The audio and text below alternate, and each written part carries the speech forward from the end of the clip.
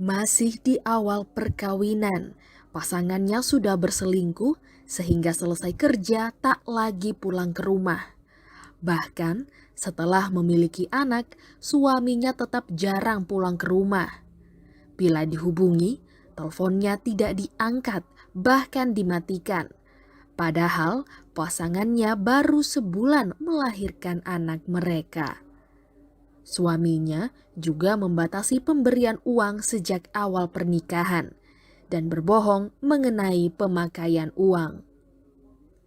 Walau tidak terlalu sering, ia juga pernah mengalami kekerasan fisik, seperti dilempar saat sedang menggendong bayinya. Padahal saat itu ia masih dalam keadaan lemah karena baru melahirkan. Pelaku juga kerap kali membentak-bentak anaknya bila sedang menangis. Pada kasus lain, korban bercerita bagaimana pasangannya sering menggebrak meja atau seperti mau memukul dirinya untuk hal yang sepele. Misalnya, ketika tidak mendengar saat dipanggil atau ketika menurutnya rasa kopinya kurang enak atau setrikaan bajunya yang kurang rapi. Pelaku akan langsung mengata-ngatai dan menghinanya. Korban menjadi merasa sangat ketakutan sehingga terkadang sampai sakit atau merasa deg-degan sampai berhari-hari. Pelaku juga sering memaksa untuk melayani kebutuhan seksnya kapanpun ia mau, terutama sehabis ia marah, dengan cara yang sering kali membuat korban menjadi jijik pada dirinya sendiri. Pelaku dilarang bekerja dan hanya diberi uang harian yang sangat terbatas. Pengeluaran harus dilaporkan tiap harinya, dan bila yang dilakukan tidak sesuai dengan keinginan suami, maka ia akan langsung marah. Sebelum lanjut, subscribe dulu ya. Hari ini saya ingin membahas mengenai kekerasan domestik. Ajak Anda semua untuk memahami konsep kekerasan domestik. Tadi Anda sudah mendengarkan beberapa contoh kasus dalam kekerasan domestik. Tidak ada orang yang sukarela menjadi objek yang direndahkan, yang dilihat sebelah mata, dipandang dengan penuh prasangka, dikalahkan, disakiti, dan dihancurkan. Posisi di mana seseorang dilemahkan dan tak punya daya. Ketidaksetaraan dalam peran sosial menjadikan adanya pihak yang berada di bawah penguasaan pihak lain. Penguasaan terhadap pihak lain sering disalahpahami sebagai kewajaran melakukan hal yang semena-mena terhadap objek yang berada di bawah penguasaannya. Kita mengenal istilah kekerasan domestik, di mana perilaku kekerasan dilakukan di antara orang-orang yang berada dalam lingkup domestik atau memiliki hubungan sangat dekat.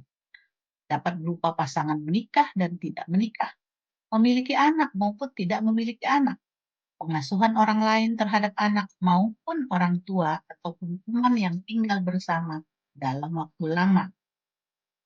Dalam persoalan ini, ada juga yang menggunakan istilah kekerasan pasangan intim atau intimate partner violence. Umumnya, kekerasan disebabkan oleh berbagai bentuk penyimpangan, prinsip kesetaraan dan keadilan, seperti diskriminasi, marginalisasi, stereotipe, penguasaan finansial, dan juga nilai-nilai usang seperti feodalisme dan hegemoni kaum laki-laki terhadap perempuan.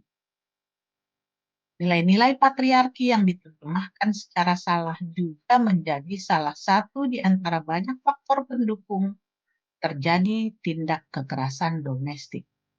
Karena posisi yang lebih tinggi, laki-laki seolah-olah mendapat legitimasi untuk melakukan kekerasan dengan alasan mendidik atau membina perempuan. Menurut para ahli, kekerasan yang dilakukan dalam lembaga perkawinan merupakan masalah klasik yang telah terjadi berabad-abad lamanya. Umumnya, yang menjadi korban kekerasan adalah para istri yang seharusnya dilindungi dan menjadi tumpuan kasih sayang suami. Ironisnya, karena jenis kekerasan ini masih dianggap sebagai urusan internal keluarga, maka seringkali pihak keluarga besar tidak tahu, bahkan walaupun mengetahui tidak melakukan apa-apa. Salah seorang ahli bernama Matlin mengatakan, kekerasan domestik atau kekerasan dalam rumah tangga atau disingkat KDRT, di antaranya meliputi tindakan yang dimaksudkan untuk melukai pasangan, baik secara fisik, psikologis, maupun seksual. Dalam Undang-Undang Republik Indonesia Nomor 23 Tahun 2004, KDRT dibagi ke dalam 4 kategori, yaitu kekerasan fisik, kekerasan seksual, kekerasan psikologis atau emosional, dan kekerasan ekonomi. Menurut Pamela Brewer, kekerasan emosional merupakan keadaan emosi yang sengaja dibuat oleh seseorang untuk mengendalikan pasangannya. Bentuk kekerasan ini banyak terjadi, namun tidak kelihatan dan jarang disadari, termasuk oleh korbannya sendiri. Kekerasan emosional akan menimbulkan perasaan tertekan, tidak bebas, dan tidak nyaman pada korbannya. Berbeda dengan penyiksaan fisik dan seksual, siksaan emosional tidak meninggalkan luka yang jelas dan sulit dijelaskan. Tapi efeknya bisa lebih parah daripada luka fisik. Kekerasan emosional berdampak pada perasaan sakit hati, tertekan, marah, perasaan terkekang, dan minder. Yang ketiga adalah kekerasan seksual atau sexual abuse. Meliputi berbagai aktivitas seksual yang dipaksakan pada pasangan tanpa adanya persetujuan, termasuk pemaksaan hubungan seksual dengan orang lain, baik untuk tujuan komersial dan atau tujuan tertentu lainnya. Pelecehan seksual secara verbal, perabaan yang tidak berkenan, memaksa untuk aborsi, memaksa untuk menonton film porno, dan memaksa untuk menampilkan porno aksi. Kemudian yang keempat adalah kekerasan ekonomi atau economic abuse atau penelantaran. Hal ini terjadi bila seseorang tidak menjalankan kewajibannya untuk memberikan kehidupan, perawatan, atau pemeliharaan kepada orang yang berada di bawah tanggung jawabnya. Penelantaran juga berlaku bagi setiap orang yang mengakibatkan ketergantungan ekonomi dengan cara membatasi dan atau melarang untuk bekerja yang layak di dalam atau di luar rumah, sehingga korban berada di bawah kendali orang tersebut secara ekonomi. Tidak memberikan nafkah atau bila pelaku menyimpan uang dan menjauhkan kepemilikannya dari pasangannya. Ada dinamika yang umum terjadi pada pola pikir para korban yang terjebak dalam kekerasan domestik. Mereka perlu dibantu untuk menyadari bahwa isi-isi pikiran mereka tidak sepenuhnya benar dan bahwa mereka perlu disadarkan akan kondisi yang sebenarnya terjadi. Para korban yang terjebak dalam kekerasan domestik ini mengalami apa yang dinamakan learned helplessness, yaitu belajar menerima ketidakberdayaan dan menjadi submisif atau penurut. Artinya, dari waktu ke waktu, korban yang mampu bertahan menghadapi penganiayaan jangka panjang akan menyerah pada penderitaannya dan tidak mampu menolak perlakuan penganiayanya.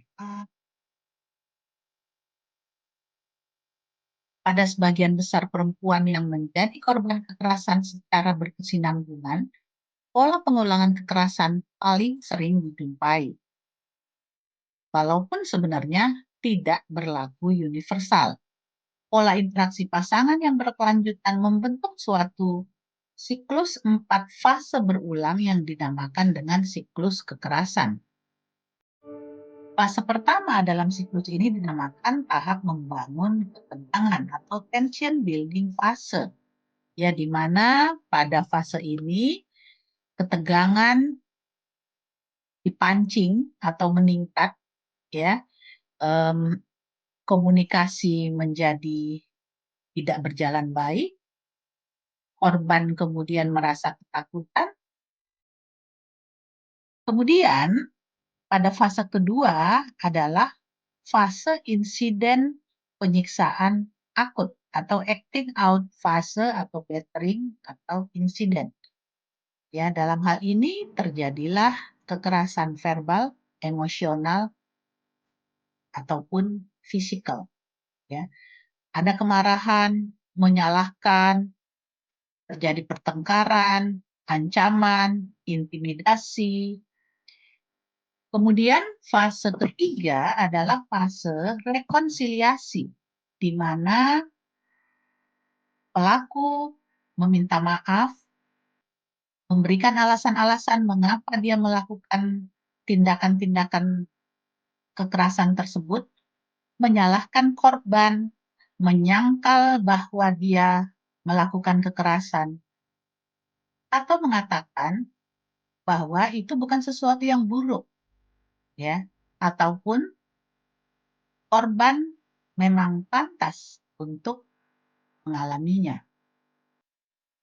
Kemudian fase yang keempat dinamakan tahap tenang atau honeymoon fase atau contrition, di mana insiden ini seolah-olah dilupakan bahwa tidak ada atau tidak pernah terjadi kekerasan. Dan ini dinamakan sebagai fase honeymoon. Biasanya pada fase ini si pelaku melakukan hal-hal yang menyenangkan hati si korban, sehingga si korban mulai melupakan persoalan dan memaafkan pelakunya.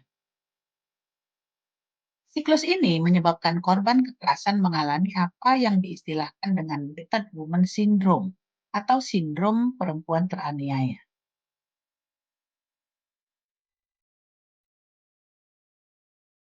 Kekerasan dapat menjadi penyebab trauma fisik, sering pula menyebabkan trauma emosional. Dari kasus-kasus klinis korban, kita melihat kekerasan berdampak terhadap kehendak, entah disadari atau tidak oleh agen kekerasan, intensional ataupun tidak tindakan yang dilakukannya, kekerasan tetaplah kekerasan, tetap merupakan penolakan terhadap realitas dan penghancuran kehendak korban. Dengan kata lain, kekerasan menyebabkan adanya korban, yaitu perempuan-perempuan yang dirugikan. Kekerasan menyebabkan penderitaan kepada korban, baik secara fisik, psikologis, maupun ekonomi. Oleh sebab itu, kekerasan bukan solusi, namun kekerasan adalah masalah. Jangan diam bila mengalami kekerasan, hentikan kekerasan dan tegaslah melawan kekerasan domestik. Yakinlah bahwa kamu bisa.